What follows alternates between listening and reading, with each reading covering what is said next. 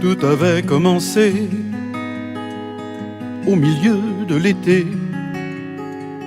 Des cerveaux de guerriers déchiraient les matins. Séville et Guernica finissaient de saigner. L'Europe des Lumières suivait le lendemain. Avec un chant républicain, l'Espagne enfuit des catacombes, un peu de terre dans les mains, une espérance vagabonde. Avec son casque américain, on l'a pris pour le nouveau monde, portant l'espoir au monde ancien qu'endormaient toutes les colombes. Je t'écris mon amour du fond de la torpeur, entre l'Espagne en deuil et l'Allemagne en guerre. Avec les compagnons, nous traversons l'horreur et filons vers le nord pour éteindre l'enfer. Avec un chant républicain, l'Espagne enfuit des catacombes, un peu de terre dans les mains, une espérance vagabonde. Avec son casque américain, on l'a pris pour le nouveau monde, portant l'espoir au monde ancien qu'endormaient toutes les colombes. Ils avaient bataillé dans les déserts brûlants, malgré l'humanité serrée au fond du cœur. D'Afrique en Angleterre et sur le continent, pour rendre le soleil aux humains et aux fleurs. Madame la maire, messieurs les ambassadeurs, messieurs, mesdames, les familles des combattants de la Nueve, je suis très fière de vous accueillir dans notre 4e arrondissement. C'est un rendez-vous incontournable, la veille du 25 août, de célébrer l'arrivée de ces combattants, de ces soldats de la liberté. Et donc je vous souhaite un beau moment à l'écoute de tous ces témoignages.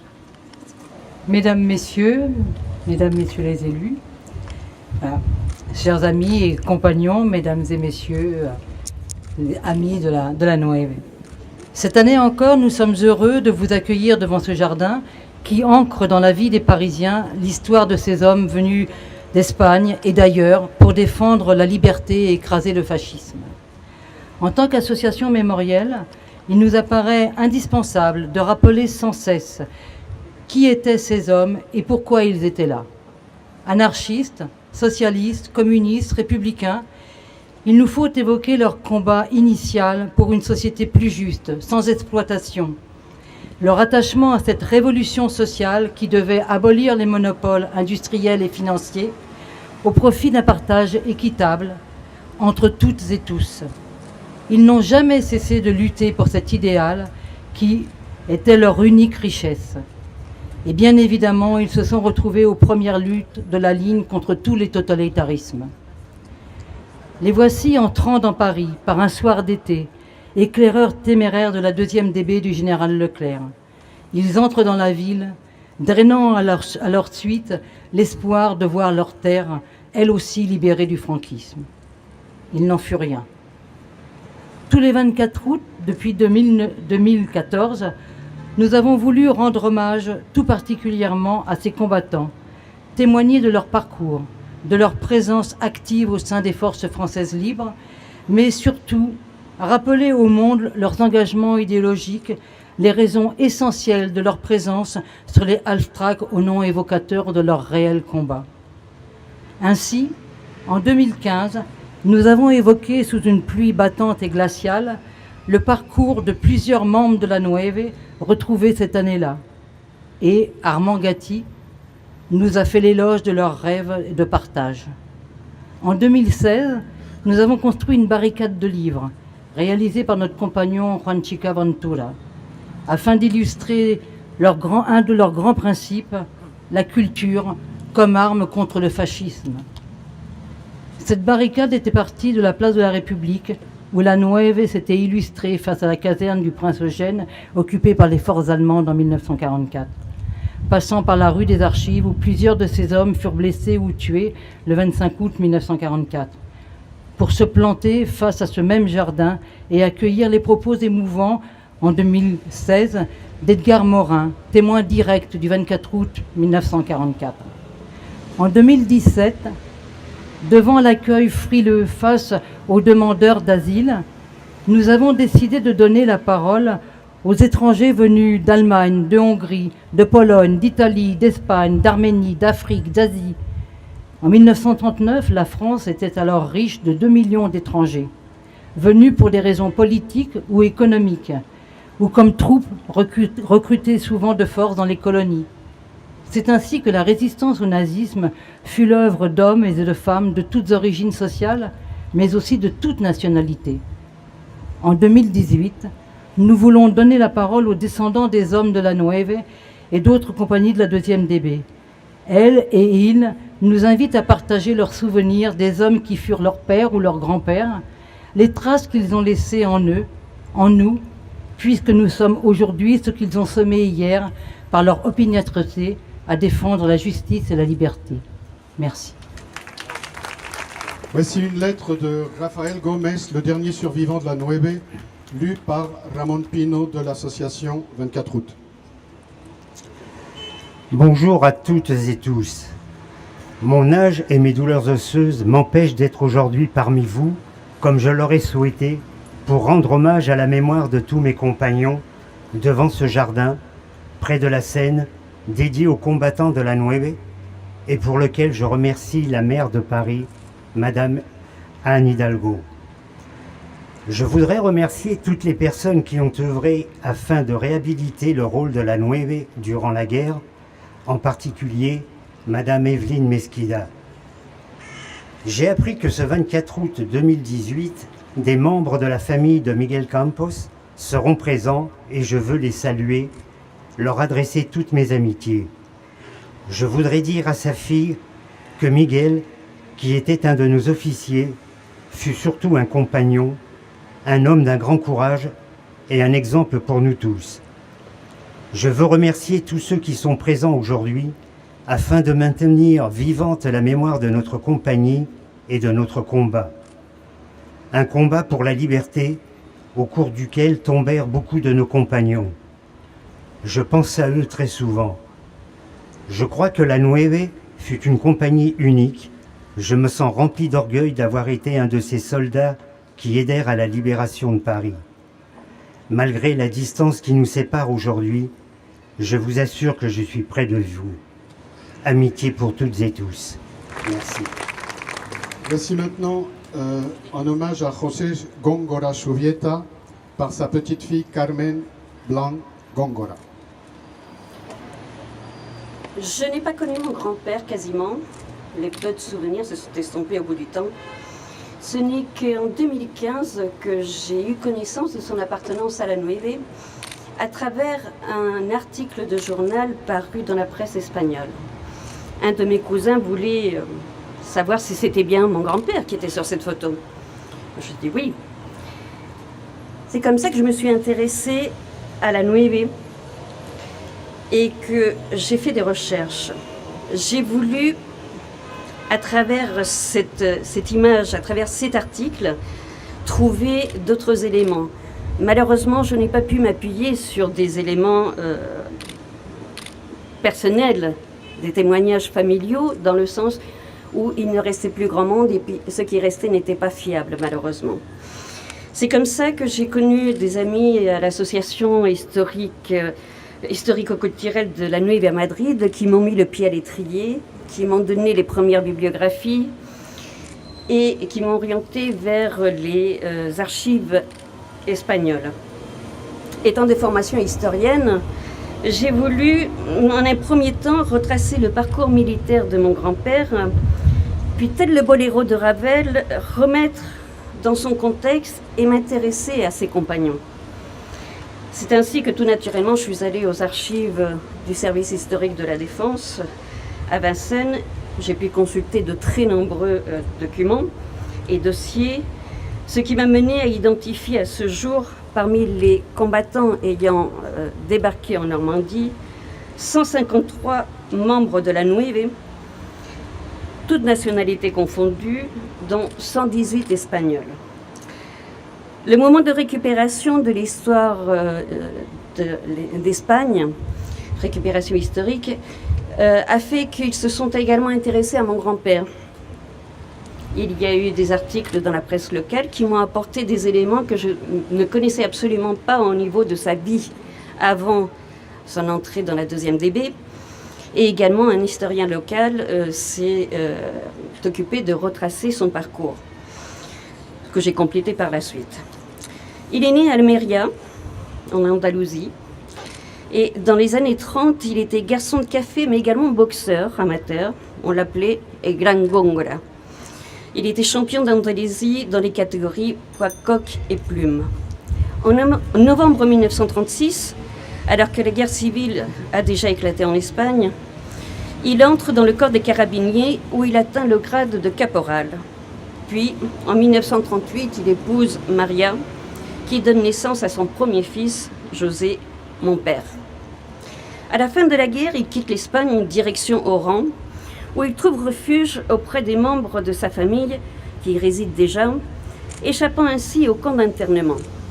En juillet 1942, il s'engage dans la Légion étrangère, puis déserte pour s'engager dans le corps franc d'Afrique en juillet 1943. Il opte ensuite pour les forces françaises libres et il est intégré à la Nueve, au sein de laquelle il fait la campagne de France et d'Allemagne jusqu'à son arrivée à Berchtesgaden, en compagnie de 35 autres combattants espagnols de la Nueve, atteignant le grade de sergent-chef. À Écouché, le 14 août 1944, il participe à l'opération du château de Menilglez, dirigée par Miguel Campos, au cours de laquelle 129 Allemands sont faits prisonniers, 8 Américains libérés et un important butin ramené. Le 24 août, au bord du Aftrak Guadalajara, commandé par un Français, il faut citer parce qu'ils ne sont pas nombreux, le sergent-chef Marc de Possès, il fait partie des premiers combattants entrés dans Paris. Son courage et son sang-froid sont loués dans les citations qui récompensent ses actions. Tous ces faits d'armes sont résumés dans les textes qui lui décernent la médaille militaire. Sous-officier d'élite, adjoint à un chef de section, remarquable de calme et de courage, volontaire pour toutes les missions périlleuses. C'est magnifiquement conduit dans toutes les opérations de la campagne de France et d'Allemagne. C'est particulièrement distingué à Écouché et à Vacqueville, en remplissant toutes les missions les plus dangereuses de sa section. Lors de la prise de Badenvillers et à Strasbourg, a fait montre des plus grandes qualités de cran, de courage et d'audace, en entraînant son groupe à l'assaut et en procédant au nettoyage de maisons fortifiées et âprement défendues. C'est encore fait remarquer le 4 mai 1945 dans les gorges d'Enzel pour la prise de Berchtesgaden, entraînant ses hommes sous un feu nourri d'armes automatiques. Plusieurs médailles et décorations lui ont été décernées, parmi lesquelles Croix de guerre avec étoile de bronze, une deuxième avec étoile d'argent, la médaille militaire avec attribution de la Croix de guerre avec palme, la présidentielle unite citation, pardon pour mon anglais, à titre personnel, distinction militaire américaine décernée pour la libération de Strasbourg. Après sa démobilisation en août 1945, il habite à Paris et travaille aux usines Peugeot, où il y restera jusqu'à sa retraite, en commençant comme agent de réception pour finir comme agent d'ordonnancement. Il fait venir en France son épouse et son fils, et tous les trois sont naturalisés français par décret en novembre 1949.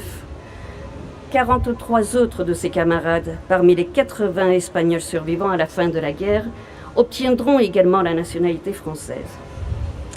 3 autres enfants naissent ensuite, et en 1959, la famille déménage à la Selle-Saint-Cloud, dans les Yvelines, dans un immense lotissement qui avait été construit pour loger tous les employés de Peugeot Citroën, Renault et autres entreprises.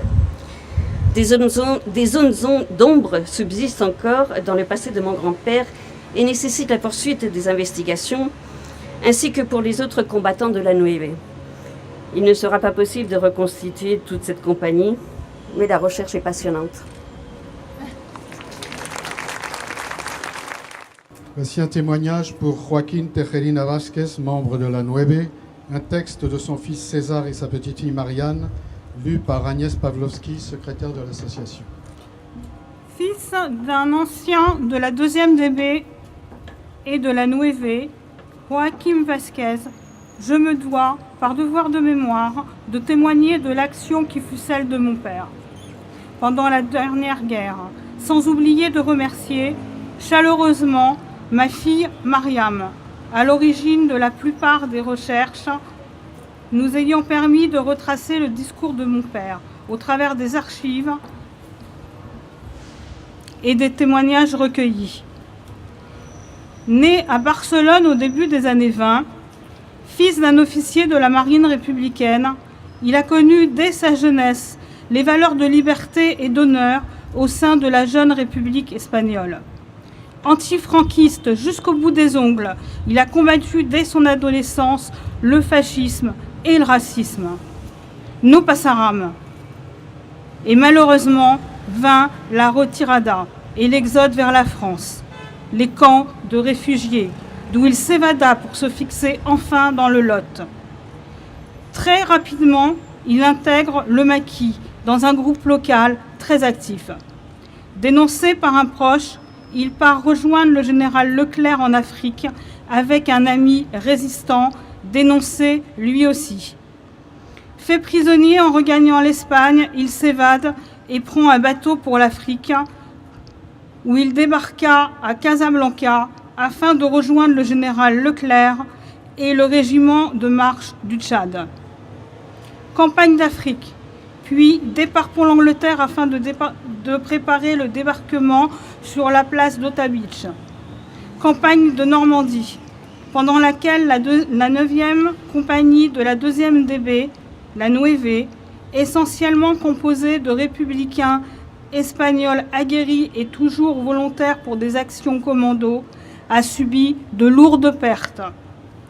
Puis ce fut la libération de Paris et l'entrée de l'avant-garde de la 2e DB jusqu'à l'hôtel de ville, dont 4 blindés légers de la Nueve, parmi lesquels étaient le Madrid, à bord duquel se trouvait mon père.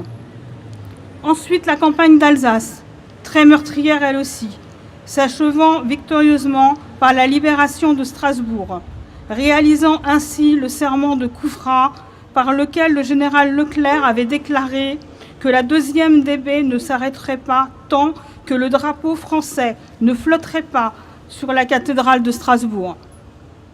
Enfin, la prise du nid d'Hitler, âprement défendue par des SS.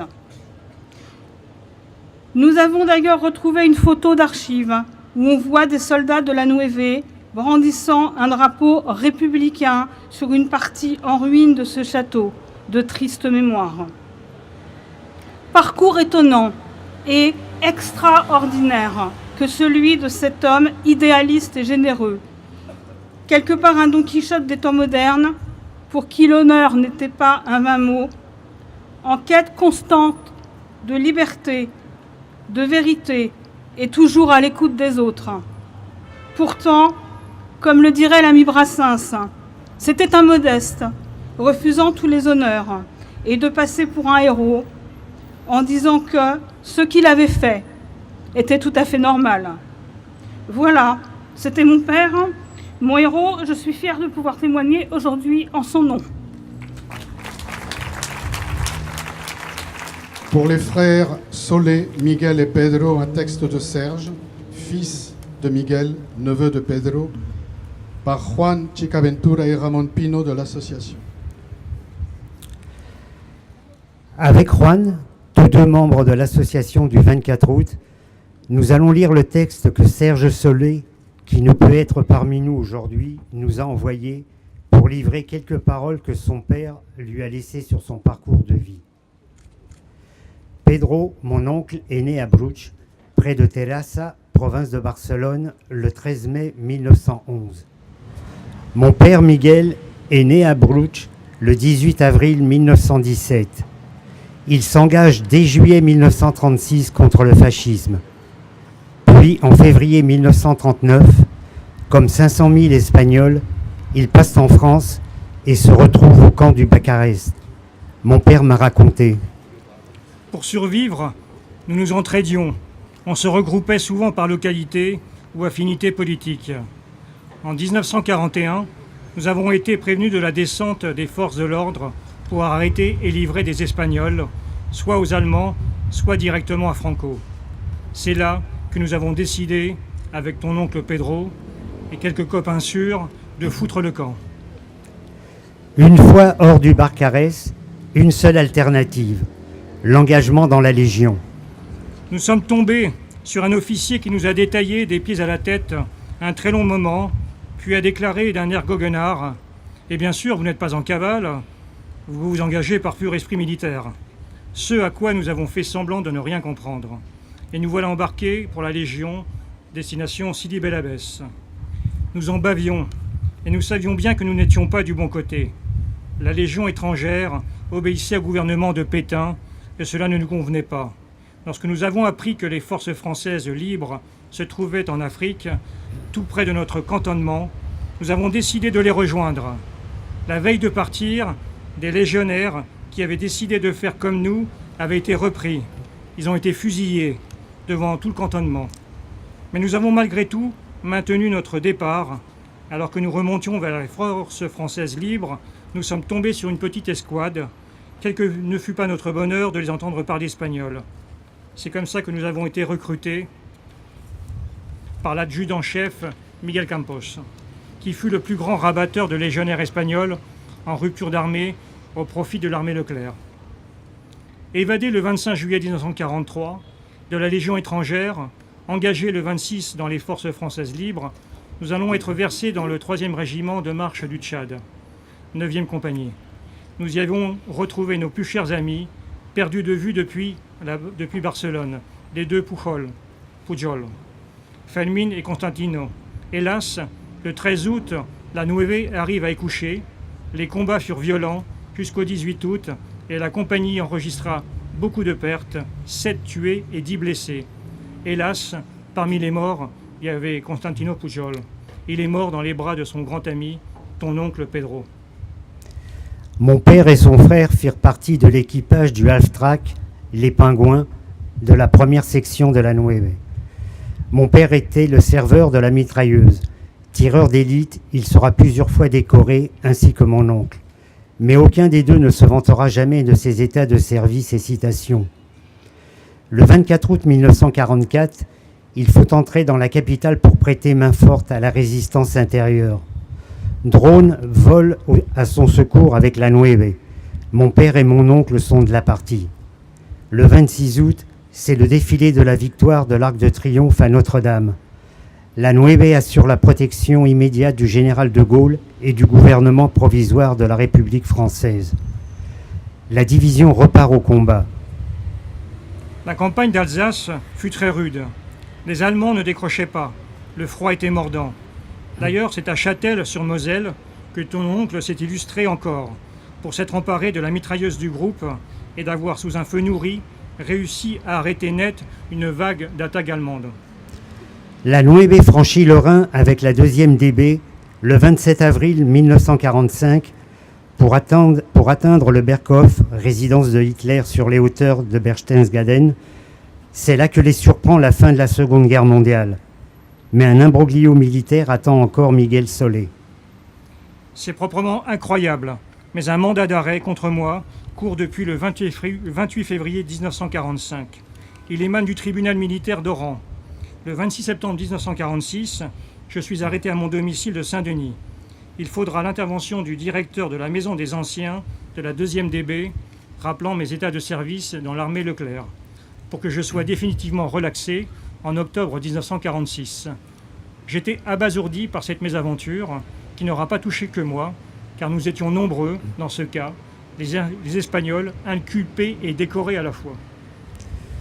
Pedro Solé est décédé près de Rouen le 10 janvier 1946. Mon père est décédé à Saint-Denis le 11 mai 2000. Voilà, en quelques mots, le parcours de mon père et de mon oncle, décrit avec les mots de mon père.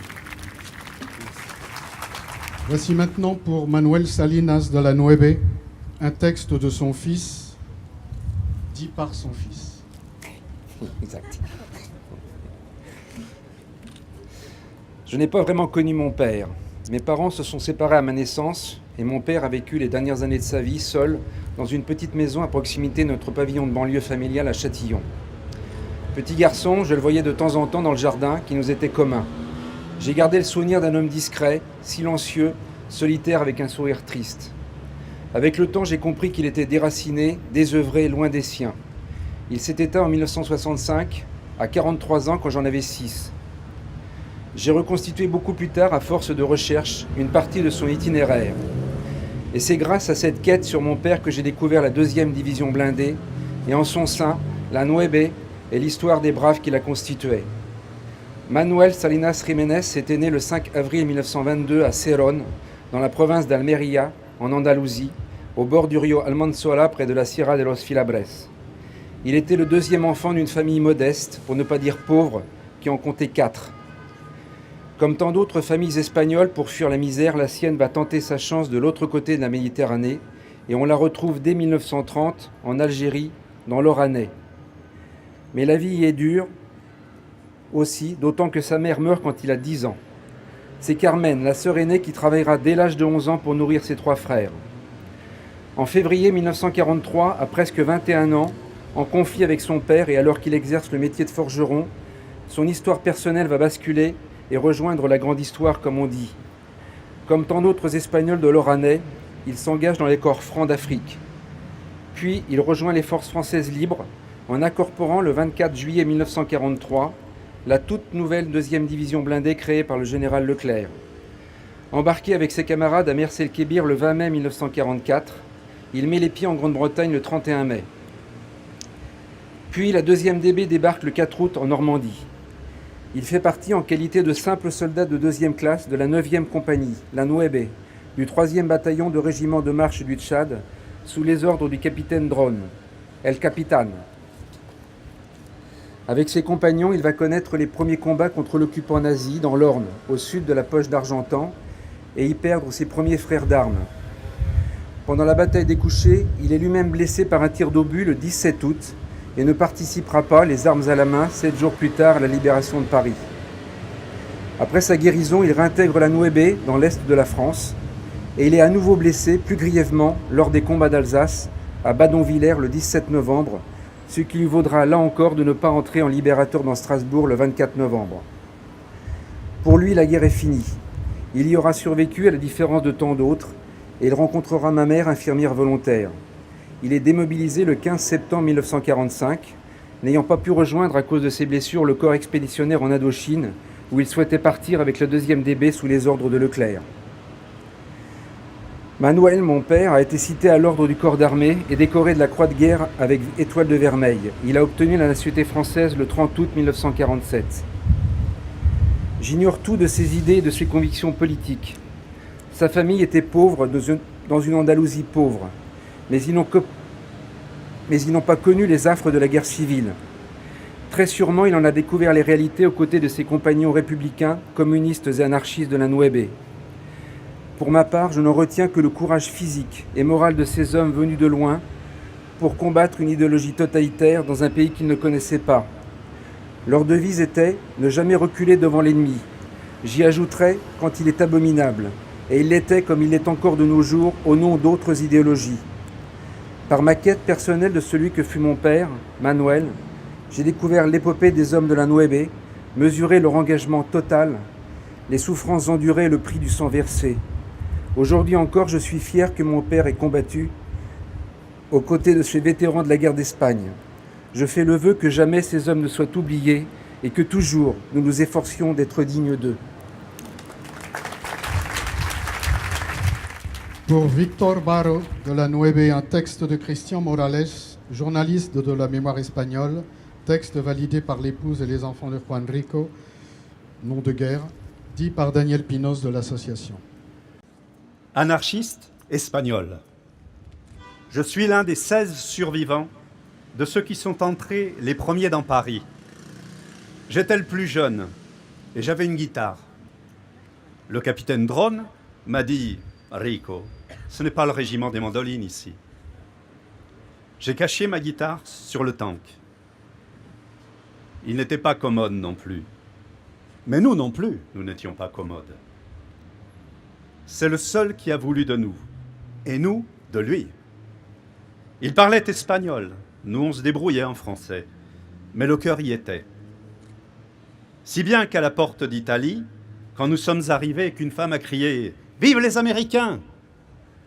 un de mes camarades a répondu « Non, señora, madame, yo soy un français. » C'est vrai, nos half-tracks portaient des noms espagnols, sauf celui où j'étais, appelé les Cosaques, probablement parce que nous chevauchions vite à l'avant-garde, sans faire trop de cadeaux à l'ennemi. Ce témoignage, recueilli en août 1984 par René Moriès, journaliste à La Dépêche, est celui de Juan Rico, nom de guerre Víctor Baro. Républicain espagnol, né le 12 janvier 1923 à Barcelone, Víctor Baro a été élevé dans une école religieuse.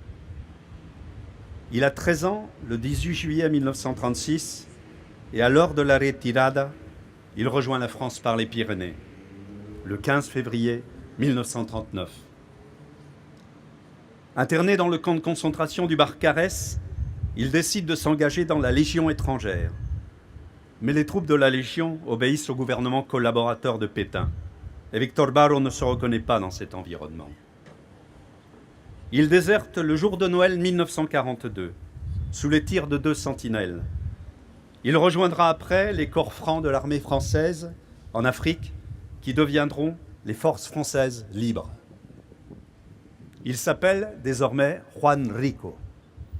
Il fait la campagne d'Afrique avec le 3e régiment de marche du Tchad, rebaptisé 2e division blindée, 2e DB, le 24 août 1943, au sein de la 9e compagnie. Lorsque le régiment campe en Angleterre, la 9e compagnie s'installe à Poglington, dans le Yorkshire, et s'y entraîne. La campagne de France est proche. La Nueve embarque le 31 juillet 1944 à Southampton, sur le Liberty Ship. Le soir du jeudi 24 août 1944, à 20h41, 3 chars et 3 sections sur half-track de la Nueve entrent dans Paris par la porte d'Italie. À 22h20, il fait encore jour lorsque les sections Michel Elias et Miguel Campos arrivent sur la place de l'Hôtel de Ville. Víctor Baro est dans le half-track de commandement Les Cosaques, matricule 410 782, sous les ordres du lieutenant Amado Granel Mesado et du sergent-chef Valero. Parti d'Espagne, il sera passé par le sud de la France, l'Afrique du Nord avec l'Algérie, la Tunisie, le Maroc, l'Angleterre, la Normandie, Paris et l'Île-de-France, la Lorraine, l'Alsace, le centre, Midi-Pyrénées, l'Allemagne, l'Autriche, pour se retrouver en Languedoc. Fin juillet 1945, le sergent Juan Rico est libre de tout engagement militaire. De retour à la vie civile, il reprend son vrai nom, Víctor Baro. Il se fixe à Chalabre dans l'Aude, où il va vivre en communauté au quartier du Moulin avec d'autres républicains espagnols. Ils coupent ensemble du bois dans les forêts de Rivelles. Víctor obtient une carte permanente de travail en septembre 1945. Il est embauché à l'usine de Cana Chaussures. Le 28 décembre 1946, il épouse Encarnación Martín Miñaro, de famille chalabraise. Elle porte ce prénom espagnol en hommage à une grande amie de la famille. En 1953, il part à Nîmes où il va occuper le poste de contremaître au sein de l'usine Mora Chaussures. Vers 1963, après la liquidation de l'entreprise, Victor Barrault et sa famille reviennent à Chalabre. Il est contremaître à la vulcanisation, puis dans d'autres secteurs de fabrication de l'usine Cana Hutchinson. Entre-temps, à Nîmes, un drame va frapper la famille. Une de ses enfants se noie. Il est très affecté par le chagrin. En 1975, une vague de licenciements frappe l'usine Cana Hutchinson. Victor Barrault cesse son activité professionnelle.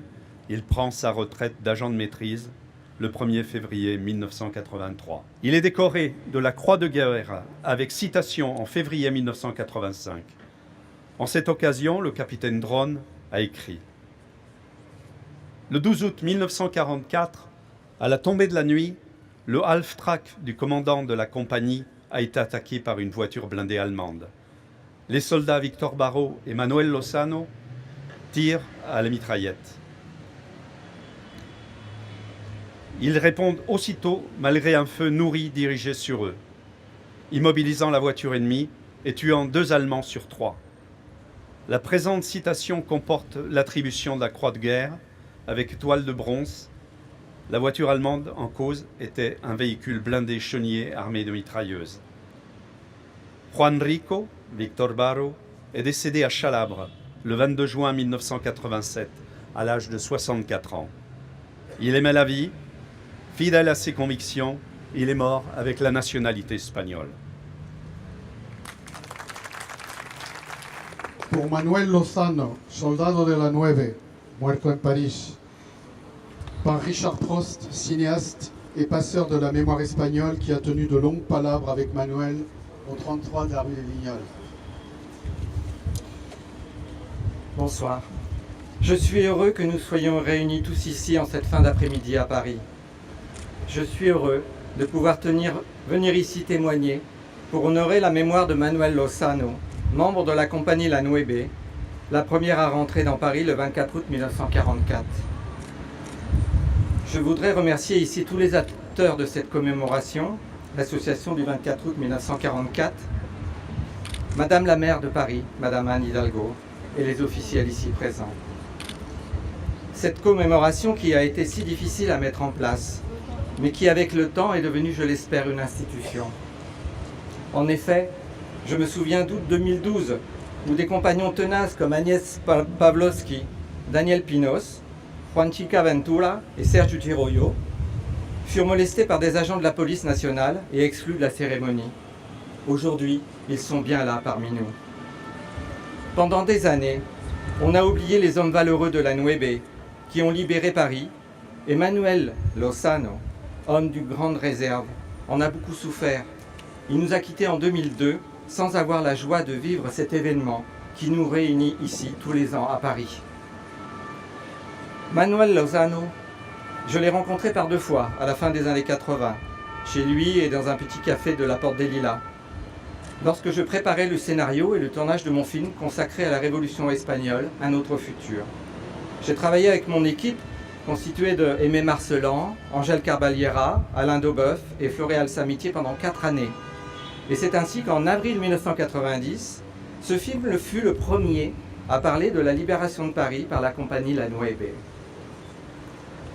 Bien que l'histoire de La Nueve soit connue de tous les anarcho-syndicalistes depuis 1944 et d'un cercle plus large depuis la publication des mémoires du capitaine Dronne en 1970, puis encore plus large depuis les travaux de la remarquable historienne Geneviève Dreyfus-Armand, en 1995, la télévision française produit un film sur la libération de Paris, où on y affirme que ce sont des chars portant les noms français de Montmirail, Chapaubert et Romilly qui pénètrent les premiers dans Paris.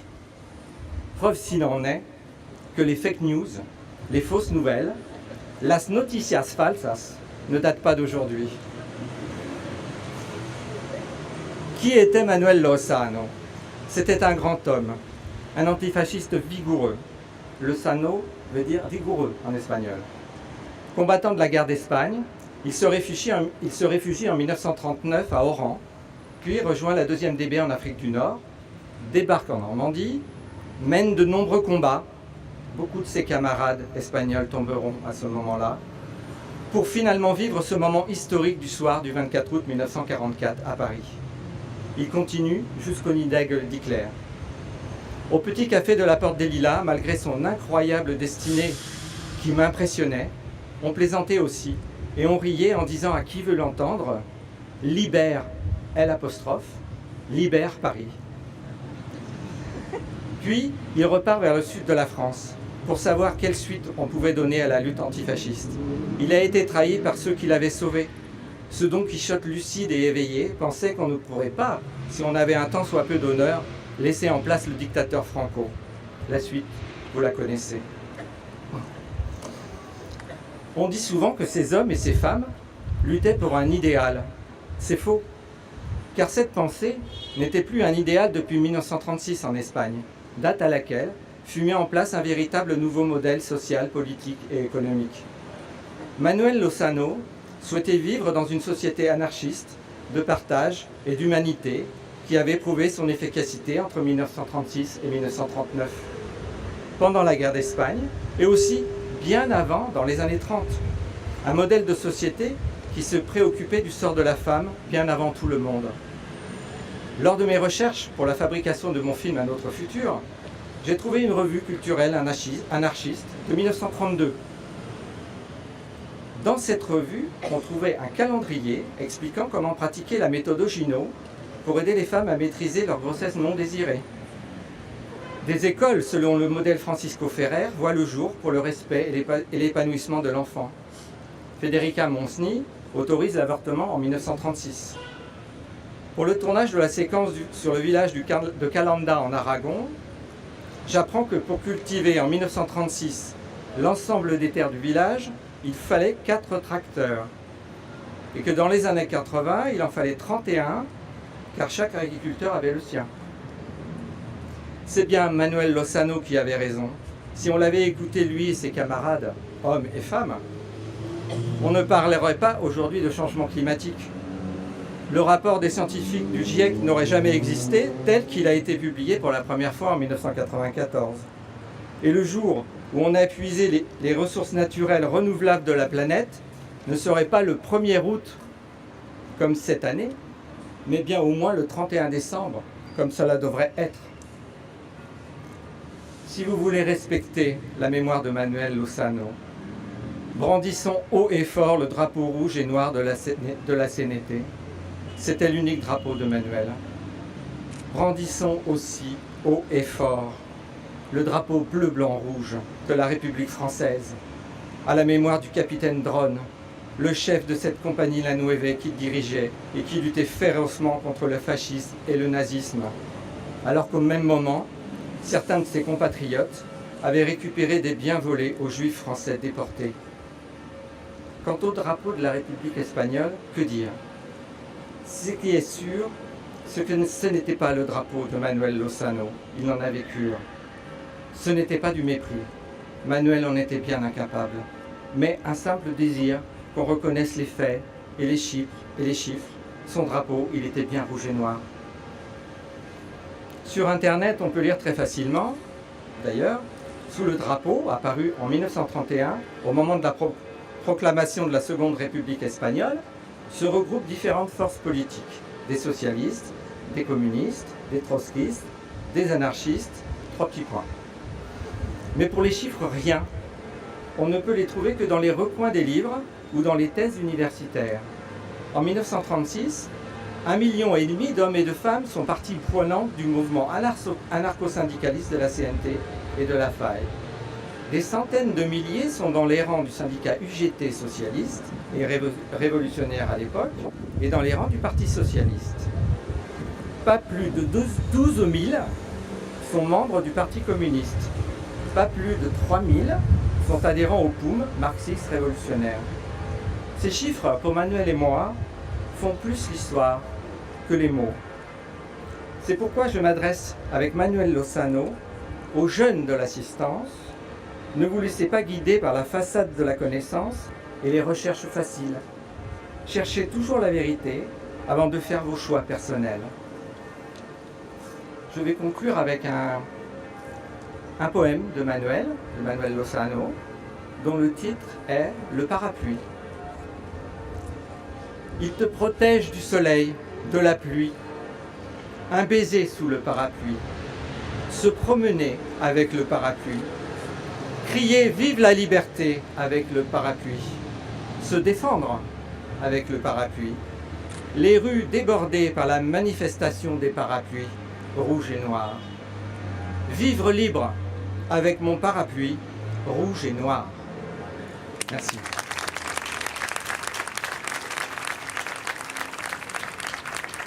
J'appelle Madame Drone, fille du capitaine Drone, commandant la colonne La Nueve.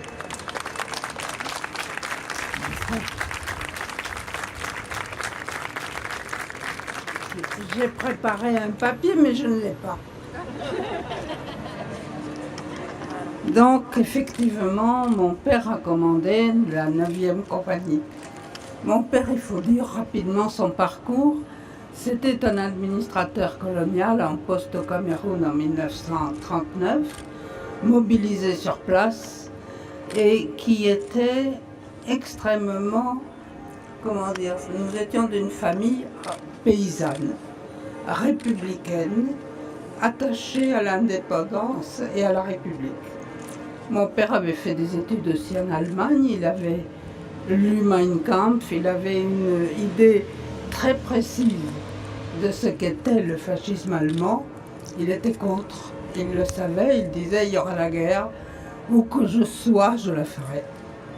Donc il était au Cameroun et il a reçu Leclerc à son arrivée. Et il a fait partie de l'équipée de la France libre depuis le début, depuis le Cameroun. Il avait été blessé dans le sud tunisien et quand il est revenu des hôpitaux, Leclerc lui a dit, il était en train de créer la 2e DB.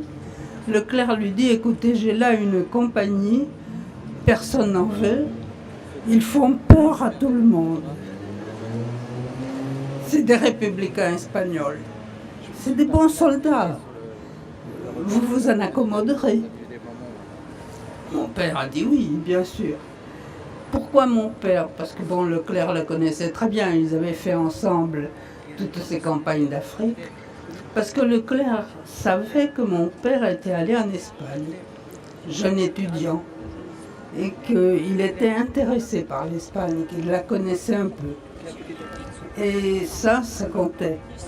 Et aussi, surtout, parce que comme il était français libre depuis le début, il pensait qu'il pouvait commander à des anarchistes, à toute cette troupe difficile à commander parce qu'ils auraient confiance en lui et parce qu'ils respecteraient son attitude, son républicanisme. Et effectivement, ça a été très important. Ça a fait une équipe, je crois, assez extraordinaire dans la 2e DB. C'était pas énorme, la compagnie, c'est 160 hommes, à 90% espagnols ou d'origine espagnole. Et ces 160 hommes, mon Dieu, ont fait un parcours tout à fait extraordinaire. Ils ont toujours été, les récits que vous avez entendus, vous le rappelle, ils ont toujours été en première ligne. Ils se sont battus d'une façon extraordinaire. Si on prend, j'ai retrouvé les listes, la compagnie a perdu, il y a eu 40 tués entre le 1er août et le début 45. C'était en très peu de temps, 40 tués. Ils ont eu une centaine de blessés, mais ces blessés, la plupart essayaient de regagner la compagnie dès qu'ils pouvaient. Il y a eu 39 pieds gelés. En Alsace, ça a été extrêmement dur.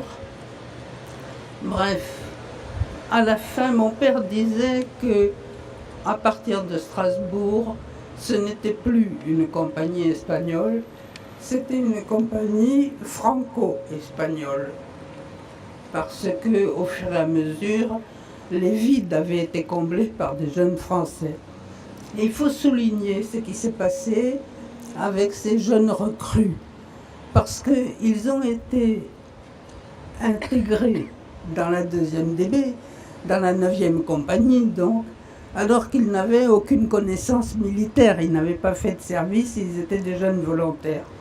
Les Espagnols les ont pris, les ont protégés, les ont instruits, les ont traités comme leurs fils, si vous voulez.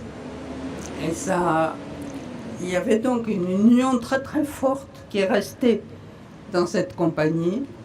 Et qu'est-ce qui s'est passé? Bon, en 1945, mon père est parti en Indochine à la demande de Leclerc pendant 1 an. Et il a très peu de membres de la compagnie qui ont voulu le suivre. Ils n'étaient pas faits pour ça. Ils disaient, nous les jeunes, ils nous ont rien fait. Ils attendaient la chute de Franco. Et il n'était pas question qu'ils quittent avant la France. Donc, ils se sont intégrés dans la vie française. À l'époque, c'était quand même une période de reconstruction, une période de travail. Ils étaient courageux, ils ont travaillé, ils se sont intégrés, ils ont fondé des familles, ils sont devenus français, même s'ils ont gardé une âme espagnole et une nationalité. Donc, ils sont devenus des Français, mais en attente toujours de la mort de Franco qui ne venait jamais.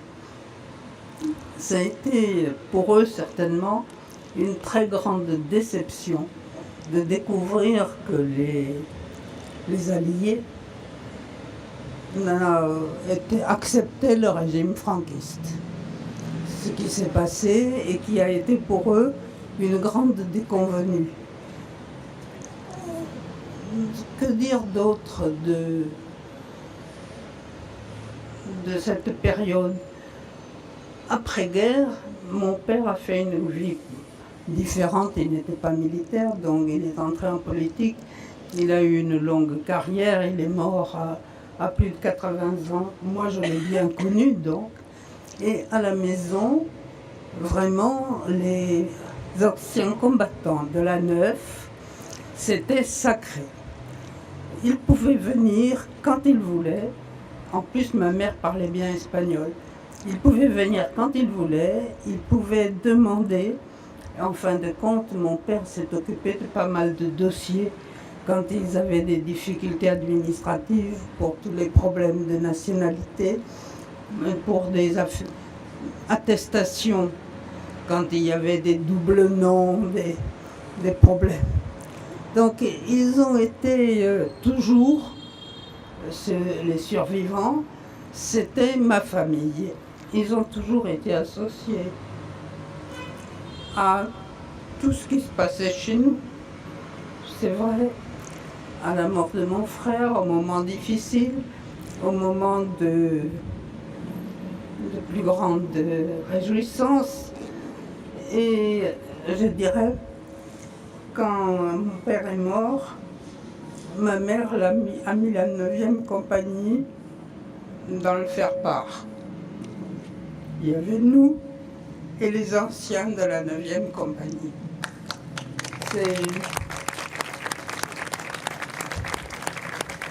Et sur le cercueil de mon père, dans la tombe, j'ai laissé une gerbe où c'était à nuestro capitán, sus soldados. Ça. Pour José Cortés, soldat de la 9, sa fille Marie-Josée. Mon père est né à Tortosa, en Catalogne.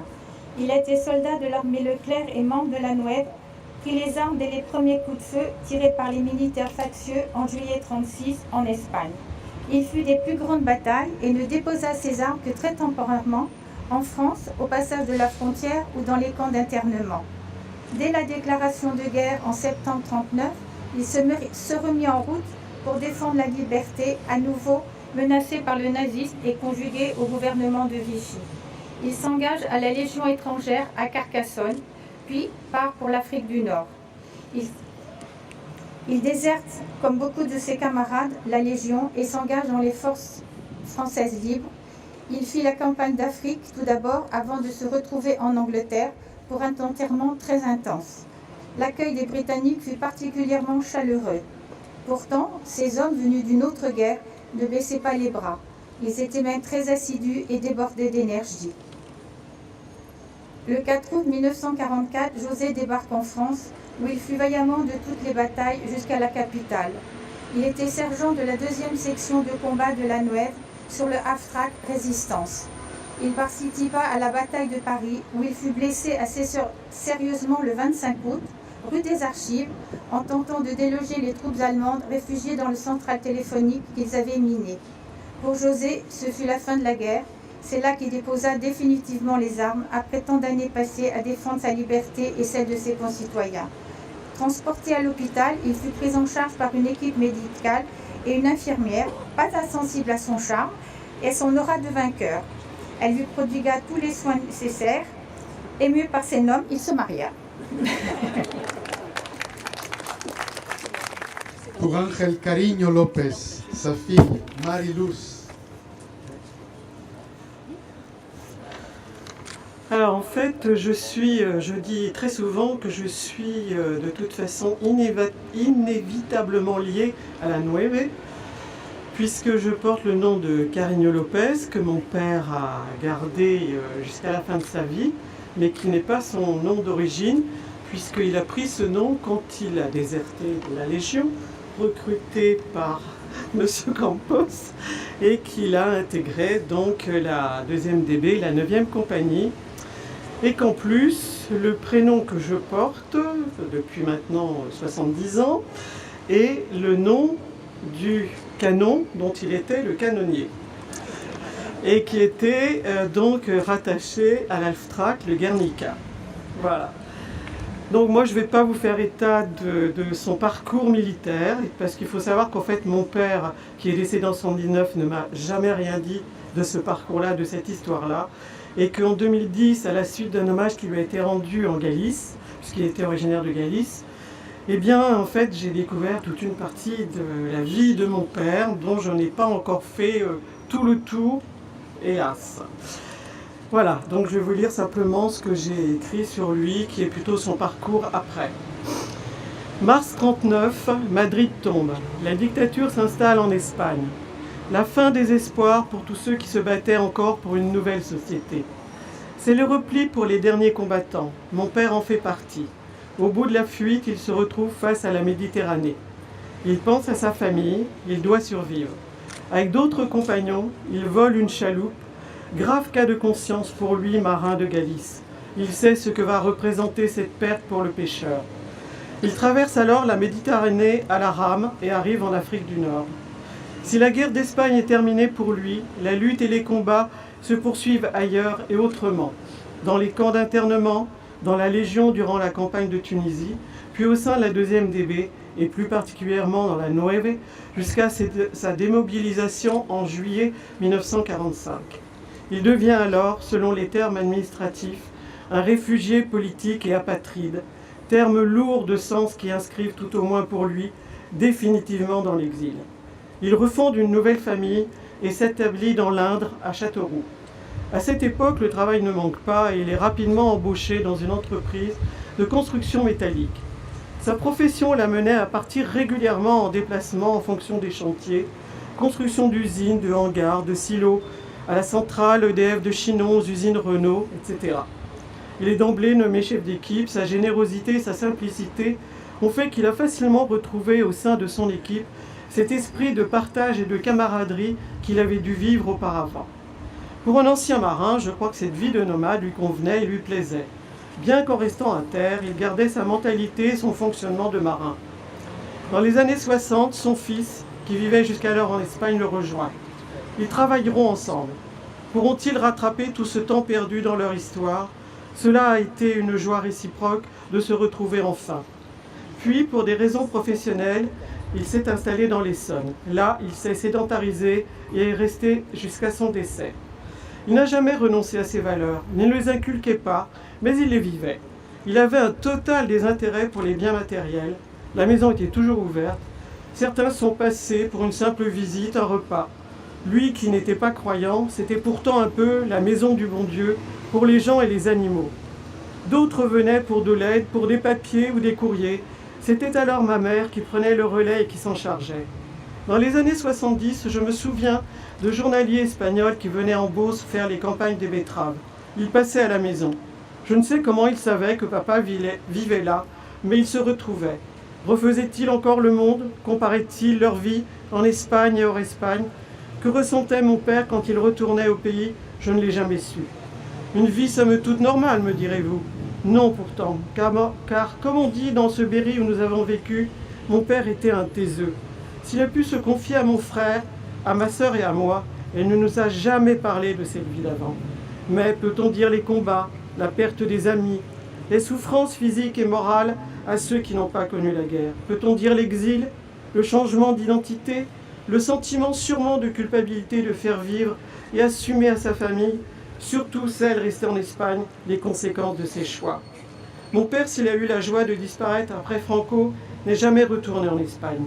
Ce qui lui manquait le plus, c'était sa Galice, la mer et la pêche. Pendant ses jours de congé, il partait à la pêche, et nous aussi souvent, en rivière, en étang, enfin dans le moindre trou d'eau où on pouvait mettre une ligne. Sa Galice, il l'a retrouvée un peu dans le Finistère, où la pointe du Raz est si ressemblante au Cap Ortegal.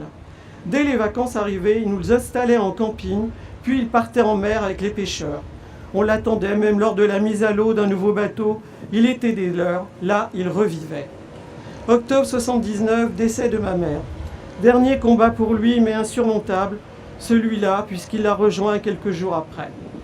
Août 2018, alors que je vous lis ces lignes, sur les bords de la Méditerranée, d'autres exilés partent. Eux aussi ont des familles, eux aussi font des dictatures, eux aussi veulent tout simplement survivre. Alors oui, dans les circonstances actuelles, comment voudrait-on que je ne pense pas à mon père et à tous ces combats? Voici maintenant pour le dernier témoignage sur les hommes de la Nueve. J'appelle la señora Campos.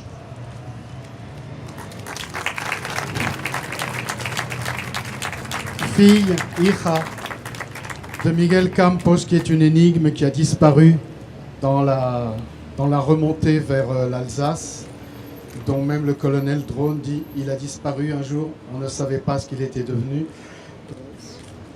Muy buenas tardes a todos los presentes.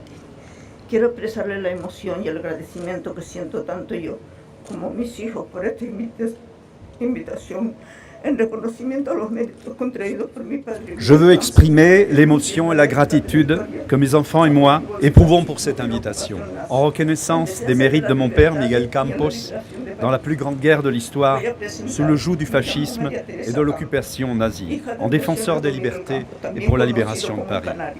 Je m'appelle María Teresa Campos, fille de Miguel Campos, connue aussi sous le nom d'El Canario, le Canarien. Mes enfants Isana, Miguel et Osmundo m'accompagnent également, car je veux les faire participer à l'histoire de mon père.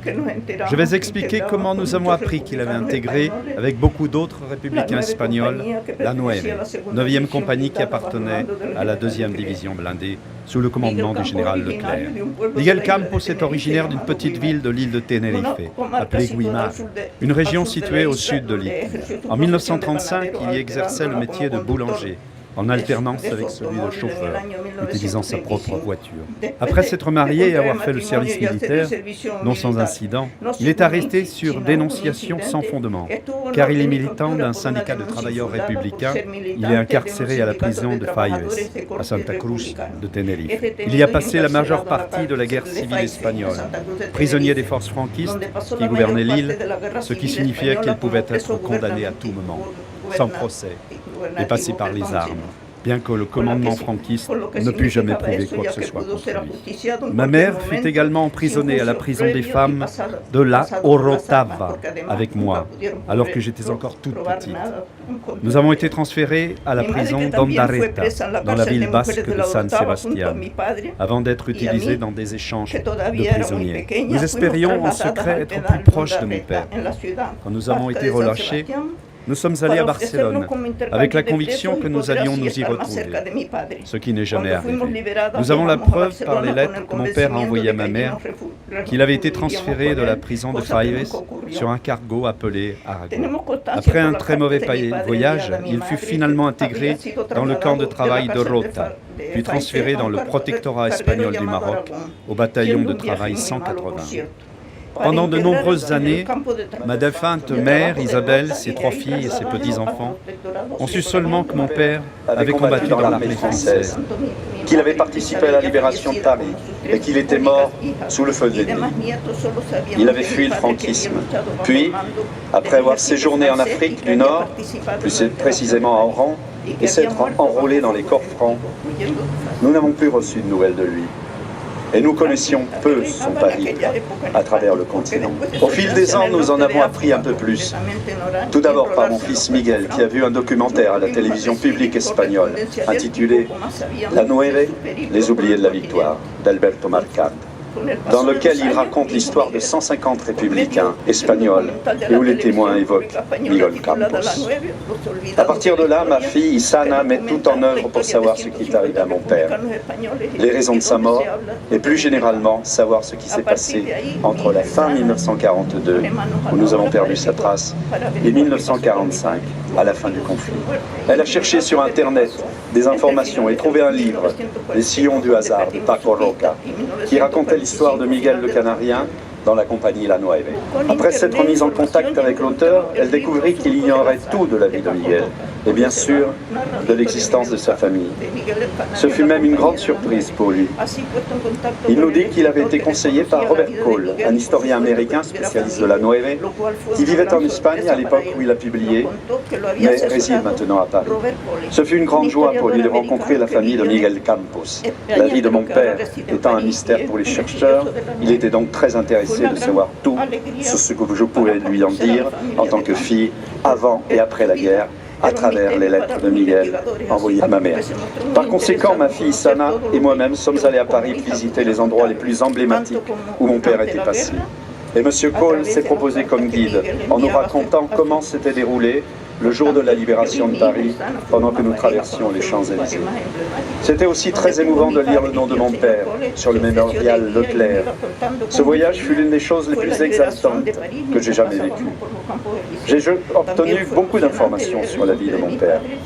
Grâce à M. Cole, nous avons appris que le capitaine Drone parle de lui dans ses carnets de route. À ce moment-là, nous avons rencontré Eliane Ortega, Evelyn Mesquida et d'autres historiens qui, intéressés par la vie de Miguel Campos, ont organisé des conférences en son honneur. Je les en remercierai toujours. Et enfin, pour terminer, je vais vous dire que l'écrivain Fernando Castro de Isidro a participé à ces conférences. Il est l'auteur du livre récemment publié « Mort pour la France, Miguel Campos Delgado, un Canarien dans la Seconde Guerre mondiale ». De Isidro, autor del libro publicado recientemente, titulado Muerto por la Francia, un canario en la Segunda Guerra Mundial. Gracias a todos.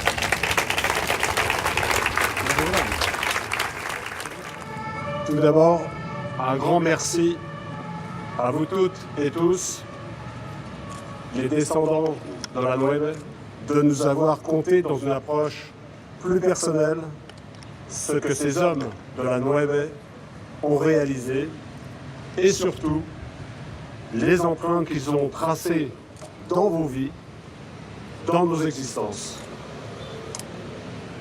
Madame Hidalgo, maire de Paris, Madame Vieux-Charrier, adjointe à la mémoire combattante, Madame Zarka, première adjointe du 4e arrondissement, Mesdames et Messieurs les élus, Mesdames et Messieurs, chers amis, merci de votre présence, chaque année renouvelée et plus attachée encore à cette mémoire dans laquelle s'ancrent nos vies d'aujourd'hui.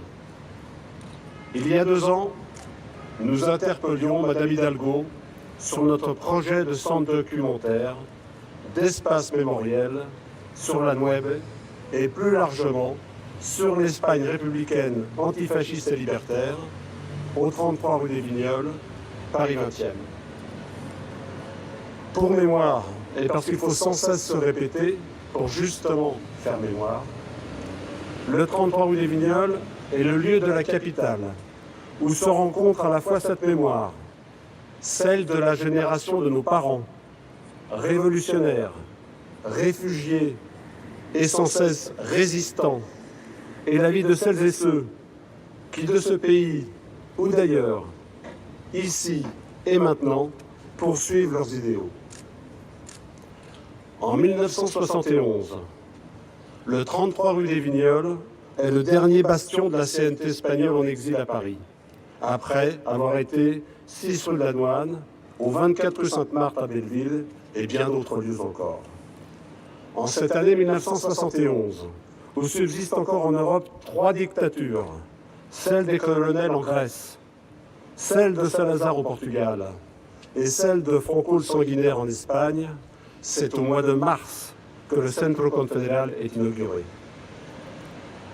Ce 33, c'est aussi le dernier refuge de la diaspora républicaine à Paris. Ainsi, entre autres exilés, participèrent à cette inauguration Dilebaldo Solano, secrétaire général du PUM, Fernando Valera, chef du gouvernement de la République en espagnol en exil, Antonio Remis, rédacteur de Politica, le journal de Izquierda Republicana, le docteur Bosch, médecin de la Croix-Rouge espagnole républicaine à Paris, et l'écrivain Botella Pastor.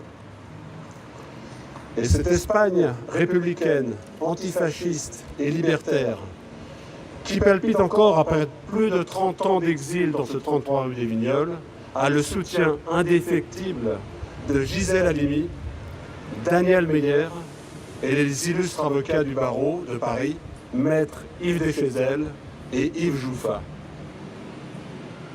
Jusqu'à la mort de Franco, en novembre 1975, et après, le 33 joua son rôle de refuge pour recueillir la voix des sans-voix, celles que les dictatures ne peuvent supporter. Réfugiés espagnols, portugais, argentins, chiliens, iraniens, soviétiques, bulgares, sud-africains y trouvent la solidarité et l'écoute. Aujourd'hui aussi, d'autres réfugiés y viennent pour apprendre le français, mais aussi celles et ceux qui rêvent éveillés à un monde nouveau, libéré du profit et de l'argent. Les syndicats de la CNT, bien sûr, mais aussi la MAP, l'Association pour le maintien de l'agriculture paysanne, les artistes du 33 et de flamenco en France, et notre association 24 août 1944. Tous entretiennent dans l'association Les Passages la mémoire et l'esprit des anciens de la Révolution espagnole, des anciens de la résistance en France et en Espagne, des anciens du camp de Mauthausen et ceux de la Nueve qui ont foulé de leurs pas le 33 rue des Vignoles. C'est donc le lieu idéal pour entretenir cette mémoire vivante, ouverte sur son temps, sur la capitale, mais aussi, tout simplement, sur son quartier. Nous nous étions réjouis et nous continuons de nous réjouir des efforts réalisés par la ville de Paris pour sortir la Nueve de l'oubli. Or, surprise pour nous, le lien entre la libération de Paris, la lutte contre le nazisme, la Nueve et le mouvement libertaire espagnol en exil est extrêmement fort dès 1944. Grâce aux recherches entreprises par notre association, nous avons découvert dans le numéro 17 de Solidaridad Obrera du 24 septembre 1944, un mois pile poil après la libération, édité à Paris, un article consacré aux premières pages aux Espagnols de la 2e DB qui avaient contribué à libérer Paris. Toujours dans les pages de Solidaridad Obrera, est annoncé un meeting et un festival le 17 décembre 1944. Un festival est organisé par le mouvement libertaire espagnol dans la grande salle de la Mutualité, en l'honneur de nos compagnons de la division Leclerc. Le 27 février 1945, toujours dans les pages de la Solidaridad Obrera, un autre article, une autre annonce est faite. à la Salvagram, en l'honneur des Espagnols de la division Leclerc, cette fois organisée donc par le mouvement libertaire espagnol et sous l'égide du Comité pour le droit d'asile de la CGT. S'il fallait encore des arguments pour justifier cet espace de mémoire au 33 rue des Vignoles, ces derniers nous semblent assez incontournables. En 2016, donc, à cette même tribune, nous avions interpellé Madame la maire sur le devenir du 33 rue des Vignoles et Madame Hidalgo avait répondu « Ça se fera, mais le temps de la ville est un temps long ». Aussi, en août 2017, alors que nous n'avions aucune nouvelle, nous étions prêts à considérer que le temps long s'était transformé en temps des oubliettes. Fort heureusement, le temps s'est accéléré. Aujourd'hui, et à ce stade, nous pouvons dire avec satisfaction que la ville de Paris met tout en œuvre pour que cet espace de mémoire voie le jour. Les éléments concrets devraient pouvoir être signés d'ici la fin de cette année. Même s'il est certainement encore trop tôt pour se réjouir complètement, nous tenons d'ores et déjà à remercier pour le travail réalisé Madame Anne Hidalgo, bien sûr, mais aussi Madame Catherine Vieux-Charrier, adjointe en charge de la mémoire et du monde combattant, à ses collaborateurs Cédric Abadi et Romaric Cesaret, à Monsieur Paul-David Régnier, chef du cabinet de Madame Hidalgo, à Madame Jeanne Jatchou, conseillère du logement au logement et à l'hébergement, à Monsieur Yann Brossard, adjoint en charge du logement, ainsi que les services de la délégation du logement et de l'habitat. Néanmoins, nous savons, et les générations qui nous ont précédés nous l'ont montré, que rien n'est jamais acquis, que la mémoire comme la vie sont des combats de tous les jours. Ces combats tournés vers l'avenir, accompagnés par les nouvelles générations, nous les poursuivrons. Merci. Madame Anne Hidalgo, maire de Paris. Chers amis, queridos amigos, querido Andrés Perello Rodríguez, representante del Gobierno de España en la UNESCO, Manuel Escudero, representando el Gobierno de España en la OCDE, Fernando Martínez, director general de Memoria Histórica, María Jesús Castro, que fue también senadora del Partido Socialista Obrero Español, queridos amigos, chers amis élus, Catherine, chère Evelyne, mesdames et messieurs, chère Colette Drone, merci d'être là, toujours. Chers amis qui venez d'intervenir au nom de vos parents, de vos grands-parents, c'est avec beaucoup d'émotion que je m'exprime maintenant devant vous. Je veux aussi remercier dans l'assistance Alexandre Adler. J'y reviendrai, mais avec Alexandre, nous avons aussi en commun cet héritage que les combattants de la guerre d'Espagne nous ont légué, cette envie de dire, de raconter et de s'inspirer de ce qui a été leur force, leur énergie, leur conviction. J'y reviendrai dans un instant. Oui, cet hommage est un hommage officiel qui marque le début des célébrations commémorant la libération de Paris. Nous avons l'hommage rendu à la préfecture de police qui marque, avec la libération de la préfecture de police de Paris, le début de cette reconquête et de cette libération de notre ville, de la capitale de la France. Et il a fallu beaucoup de temps pour que l'on reconnaisse la participation de toutes celles et ceux, Français, étrangers. Parmi les étrangers, il y avait des étrangers de toutes les nationalités. Je pense aussi bien sûr aux Arméniens qui ont été présents dans la résistance et dans les combats pour la libération de notre ville.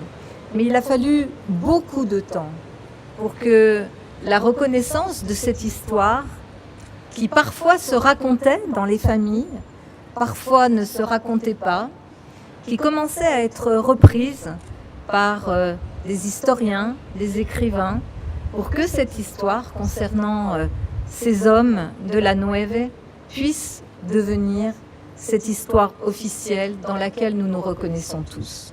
Je veux remercier Véronique Salou et l'ensemble des membres de l'association du 24 août pour le travail qu'ils font et l'ensemble des organisations politiques citoyennes ici présentes. C'est pas commun d'ailleurs d'avoir une manifestation où on se retrouve ensemble et où nous célébrons les mêmes valeurs. Et je veux vous dire que c'est toujours un plaisir pour moi de voir ici les drapeaux de la CNT. Ça a un peu inquiété au début quand dans une cérémonie officielle on voyait des drapeaux de la CNT.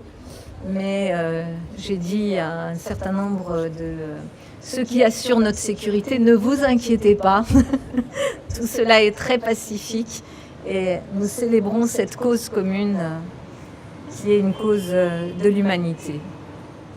Ces hommes ont accompli, ont donné leur vie, leur jeunesse, leur énergie, ont tout laissé pour non pas un idéal, mais c'est vrai pour combattre le fascisme, pour s'engager parce que ce qui s'était passé pendant la guerre d'Espagne, cette guerre qui a été gagnée par un dictateur, ce qui s'était passé pendant cette guerre d'Espagne qui les avait amenés à s'exiler, les a conduits immédiatement à rejoindre les rangs des autres combattants contre le fascisme.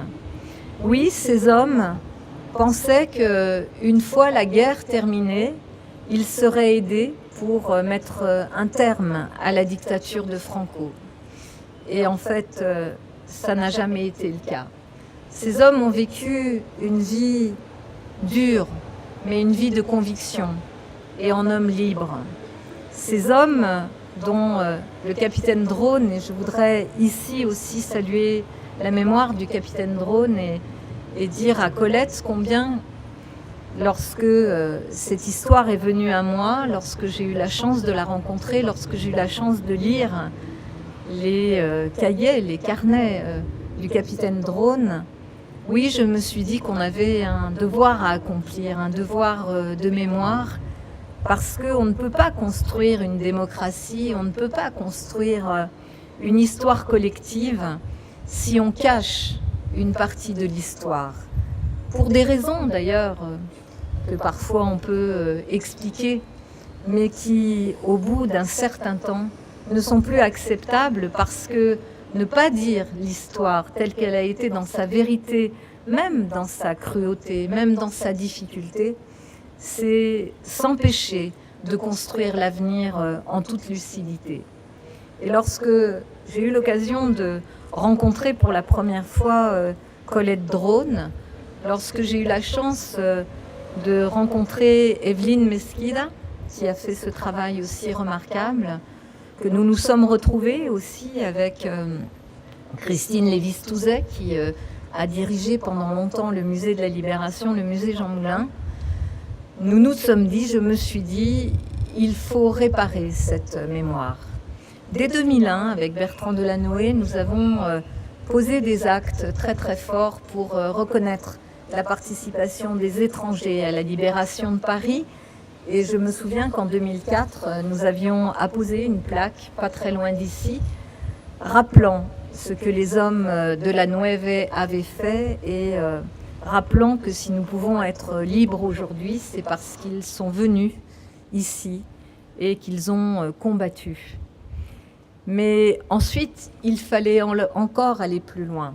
Il fallait aller plus loin et c'est ce que, avec l'association, avec toutes celles et ceux qui portent cette mémoire, nous avons décidé de faire en plaçant cette cérémonie du 24 août comme une des cérémonies de commémoration officielle de la libération de Paris. Vous l'avez raconté à travers vos témoignages. Vous l'avez dit, personne n'attendait des Espagnols. On attendait des Américains. Et bien sûr, je ne vais pas refaire ici l'histoire du pourquoi cette compagnie, pourquoi le général Leclerc, pourquoi le général de Gaulle dit au général Leclerc aussi d'envoyer ces hommes ici, bien sûr, que dans le récit national et dans le récit même pour la France, c'était essentiel que Paris soit libéré par une insurrection et aussi par des troupes comme celle de la 2e DB. Mais ces Espagnols, qui étaient des républicains, anarchistes, communistes, socialistes, des humanistes, ces hommes-là avaient vraiment tout donné, tout donné. Et d'ailleurs, la libération de Paris, ce n'était pas que la libération de Paris. On le sait, demain soir, sur le parvis de l'Hôtel de Ville, nous commémorerons tous ensemble à nouveau cette libération. La libération de Paris a eu un impact beaucoup plus large. On raconte que les cloches des églises de Buenos Aires ont sonné pour célébrer la libération de Paris. Parce que cela signifiait que cette ville, cette capitale, avait reconquis cette liberté et que donc à nouveau l'espoir aussi était permis pour l'ensemble de ce continent européen qui avait été jeté dans cette tragédie. Et nous sommes ici et je veux vraiment vous remercier d'avoir de cette façon extrêmement fraternelle et très singulière rappelé ce qu'était chacun de ces hommes. Dans le travail de mémoire, il y a le travail des historiens, il y a la grande histoire. Mais la grande histoire, c'est aussi celle des histoires de vie, des engagements, de ce que l'engagement, la guerre, de ce qui s'est passé après la guerre, de la façon dont ces hommes, leurs familles, ont vécu ce qui s'est passé. Et je crois que dans le travail de mémoire, cette façon aussi d'inviter l'histoire à l'échelle de chacun, de chaque homme et de chaque femme, est une façon de pouvoir écrire l'histoire, est une façon de pouvoir aussi affronter l'avenir.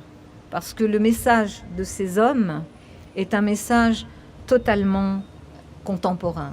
C'est un message qui, effectivement, dans chacun des actes que nous posons, c'est ce qui me fait bien sûr prendre des décisions importantes lorsque je vois des réfugiés, lorsque je vois ce qui se passe aujourd'hui. Bien sûr que j'ai toujours en tête ce que mon grand-père, mon père, ma famille, vos familles, nos parents ont vécu. Et pour leur être fidèles, nous ne pouvons pas nous dire « c'était une autre époque ». Parce que les valeurs qu'ils ont mobilisées sont des valeurs universelles et intemporelles, et totalement intemporelles. Et je crois qu'il faut aussi faire vivre ce message de cette façon-là. Je veux vraiment donc saluer toutes les familles qui sont ici présentes, venues d'Espagne, les familles qui se sont exprimées de Victor Barro, Miguel Campos, de Ángel Cariño López, de José Cortés, de Raymond Dron, chère Colette, de Manuel Salinas, de Miguel Solé, de Joaquín Tejerina Vázquez et José Subieta. Je veux redire leurs noms ici parce que dire les noms, c'est aussi une façon de les rendre vivants. Este jardín fue inaugurado en 2015 en el honor de estos luchadores de la 9 y también es su jardín. Ce jardin est le vôtre et il dit la reconnaissance de Paris.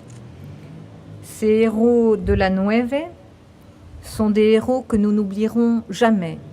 Cette ville ne serait pas ce qu'elle est s'ils n'avaient pas été là. Mais je veux aussi bien sûr parler de Manuel Fernández, de Luis Royo Ibáñez, de Rafael Gómez, que j'avais eu l'honneur de distinguer en 2010. Bien sûr, le nom de Manuel Lozano a été aussi évoqué et nous avons inauguré une plaque il y a 2 ans dans le 19e arrondissement. Mais je voudrais aussi ici évoquer les magnifiques mots de Antonio Machado, un grand poète Des mots, un poème qui semble presque avoir été écrit pour les combattants de la Nueve. Todo pasa y todo queda, pero lo nuestro es pasar. Pasar haciendo camino, caminos sobre el mar. Caminante son tus huellas, el camino y nada más. Caminante, no hay camino, se hace camino al andar. Paris, c'est cette ville qui reconnaît ses hommes. Et je veux vous dire aussi, ici, que ce travail d'histoire, de mémoire, nous allons le poursuivre tout au long de cette année 2019 qui vient, puisque c'est une année importante. Nous commémorerons les 80 ans de la retirada. Et je souhaiterais, nous avons eu l'occasion d'en parler avec Alexandre Adler, que nous puissions ensemble travailler ici, depuis Paris aussi, à la commémoration de cette retirada qui marque avec tristesse la chute de la Seconde République espagnole, mais que nous devons aussi commémorer ensemble. Mais l'histoire, le hasard, le calendrier nous offrent parfois des opportunités incroyables, extraordinaires. Il se trouve que cet été, je revoyais le président du gouvernement espagnol, Pedro Sánchez, et Pedro Sánchez me parlait de ce qu'il est en train d'entreprendre sur la mémoire historique, la recuperación de la memoria histórica. Et il me dit, tu sais, le 24 août, il va se passer quelque chose de très important. Je laisserai le représentant du gouvernement espagnol vous le dire, de très très important par rapport à cette mémoire historique, parce que la réconciliation d'un peuple doit aussi passer par la reconnaissance du fait qu'on doit pouvoir se reconnaître dans des actes et dans les personnes. Et Pedro Sánchez, ce matin, a pris un décret dans lequel il est prévu que la dépouille de Franco sera sortie du Valle de los Caídos. Et je voudrais à présent me tourner vers Fernando Martínez, qui est le délégué chargé de la mémoire historique en Espagne, au nom du gouvernement espagnol, qui va vous dire quelques mots, à la fois de la symbolique de sa présence ici, mais aussi de la décision courageuse, forte, prise un 24 août, comme si l'histoire devait se rappeler que ce 24 août est décidément une journée où nous devons commémorer ces républicains espagnols qui ont permis la libération de Paris et sans doute, bien sûr, la libération de tout un continent. Merci infiniment et j'appelle Fernando Martínez. Il va s'exprimer en castellano et je traduirai ses propos. Buenas tardes, amigos y amigas. Muchísimas gracias, alcaldesa de París, Ana Hidalgo, y muchas gracias fundamentalmente por tu trabajo para reconocer la memoria de los antifascistas españoles en París. Muchas gracias. Muchas gracias a la Asociación 24 de agosto de 1944 por mantener la memoria. Mantener la memoria con estos testimonios que acabamos de escuchar de los hijos, de los descendientes de aquellos antifascistas españoles que colaboraron de una manera fundamental a través de la 9, a través de la compañía del capitán Dron, en la liberación de París. Gracias por mantener la memoria. Gracias por mantener las ideas que defendieron los republicanos y las republicanas en aquellos momentos. Gracias por la resistencia de tantos años contra el fascismo y la resistencia fundamentalmente también contra aquellos que no quieren las libertades ni el bienestar de la ciudadanía. Gracias porque vuestros testimonios son testimonios de fortaleza, de compromiso, de valores, fundamentalmente de valores humanitarios muy anclados en los derechos humanos. Yo conocí el tema de la 9 a través de Belín Mesquida, de las investigaciones de Belín Mesquida, y tuve la oportunidad de hablarlo con ella, de venir a París, de visitar incluso a la hija del capitán Dron en unos encuentros que tuvimos en París en un congreso internacional que hicimos. Sabía de las reivindicaciones que teníais y por eso mis primeras palabras han sido agradecerle a la alcaldesa, a Ana Hidalgo, el que hiciera todas las gestiones para que hoy aquí hubiera un jardín, recordando a aquellos hombres que muchos murieron, que dieron su vida por la libertad, no solamente en España, sino que dieron su vida por la libertad en Europa, frente al fascismo y frente al nazismo. Así es que yo tengo que confesaros que desde el año 15, cuando vengo a París, vengo a peregrinar a este lugar, porque este jardín de combatientes de la 9 es un jardín de memoria.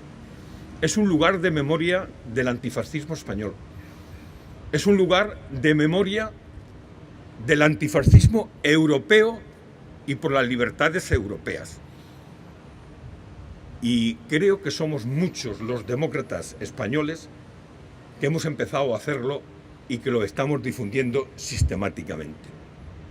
Os traigo un saludo del Gobierno de España, de Pedro Sánchez, que sabía que íbamos a estar aquí una nutrida representación en este acto vuestro tan entrañable, tan emocionante, y un saludo de reconocimiento del Gobierno de España a los antifascistas españoles republicanos que hicieron posible la liberación de París. Un saludo también a sus descendientes que mantenéis viva la memoria. Pedro Sánchez ya lo hizo aquí cuando estuvo con vuestra alcaldesa, nuestra alcaldesa, visitando este lugar de memoria. Os puedo adelantar que el año que viene, ya lo adelantaba vuestra alcaldesa, se conmemora el 80 aniversario de la retirada, el 80 aniversario del fin de la Guerra Civil Española. Y el Gobierno de España tiene un claro compromiso con el exilio, con los refugiados. Y vamos a desarrollar un conjunto de actividades por todos los lugares de la memoria para que ese sentimiento de orfandad que existe entre los refugiados, sus descendientes, en relación con la democracia española, de una vez por todas se pueda resolver. Así es que vamos a programar todo un conjunto de actividades para el año que viene para hacer posible, clara y abiertamente, que ese sentimiento de orfandad desaparezca y que haya realmente una reconciliación del exilio con la democracia española, que haya esa reconciliación que hasta ahora todavía tiene bastantes déficits. Y quiero significaros algo que vuestra alcaldesa antes comentaba. Hoy es un día importante para los demócratas españoles, es un día importante para los viejos republicanos y nuevos republicanos, es un día importante para el antifascismo español y para el antifascismo europeo. Esta mañana, el Gobierno de España, encabezado por Pedro Sánchez, acaba de aprobar un decreto ley para que los restos mortales del dictador, del golpista y del genocida general Franco salgan del Valle de los Caídos. Salgan inmediatamente del Valle de los Caídos.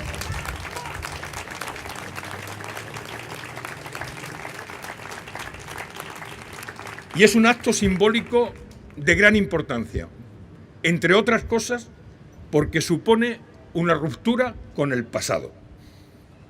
Muchas veces en España algunos nos preguntamos si todavía sociológicamente alguien sabe con quién está o hay que decidir con quién estamos. O con los que ganaron la guerra en el año 45 e hicieron posible una Europa democrática, una Europa de bienestar, una Europa de esperanza, o todavía hay algunos que quedan y están situados con los que perdieron la guerra en el año 45. El gobierno de Pedro Sánchez, el gobierno de España, como decía muy bien antes Ana Hidalgo, tiene un claro compromiso con la recuperación de la memoria histórica. Es la primera vez en la historia de España que hay una dirección general para la recuperación de la memoria histórica, porque no se ha hecho la reparación que se debía haber hecho con las víctimas de la guerra civil y las víctimas del franquismo. Y ese compromiso, este país nuestro, que es España, no puede dejar de tenerlo, porque una democracia no se sostiene mientras que haya 114.000 personas en fosas comunes, como todavía tenemos en España.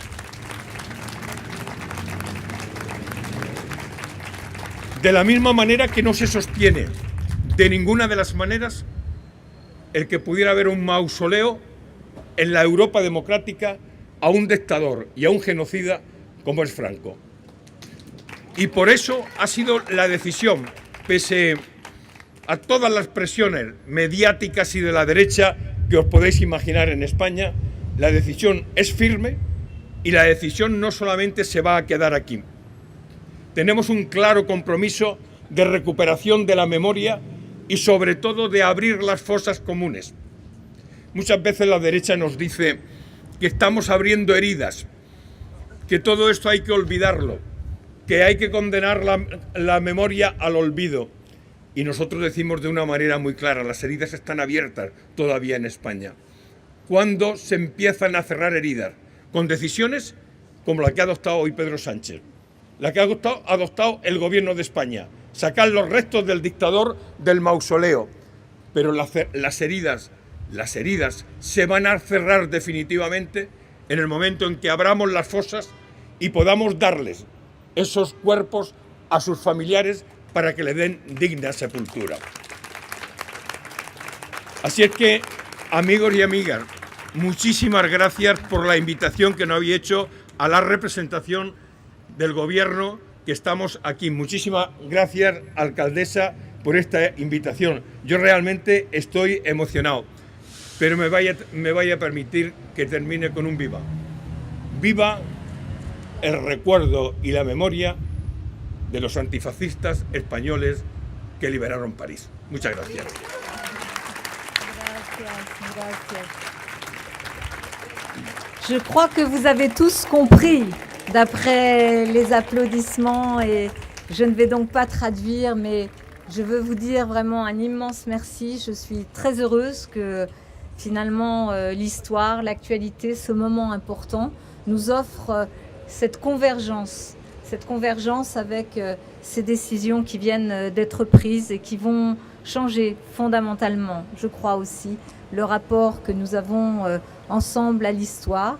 Et en tant que petite fille de républicains espagnols, autant vous dire que je suis tellement heureuse que justice soit faite. Merci infiniment. Avec un chant républicain, l'Espagne enfuit les catacombes, un peu de terre dans les mains, une espérance vagabonde. Avec son casque américain, on l'a pris pour le nouveau monde, portant l'espoir au monde ancien, endormaient toutes les colombes. Des Français par milliers, des côtes à l'île de France, ont croisé du regard ces étranges amis. Il faudra bien un jour crier dans le silence qu'un nuage espagnol a libéré Paris. Avec un chant républicain, l'Espagne enfuit les catacombes, un peu de terre dans les mains, une espérance vagabonde. Avec son casque américain, on l'a pris pour le nouveau monde, portant l'espoir au monde ancien, quand dormaient toutes les colombes. Avec un chant républicain, l'Espagne enfuit des catacombes, un drapeau noir, un peu carmin, une espérance vagabonde. Avec un chant républicain,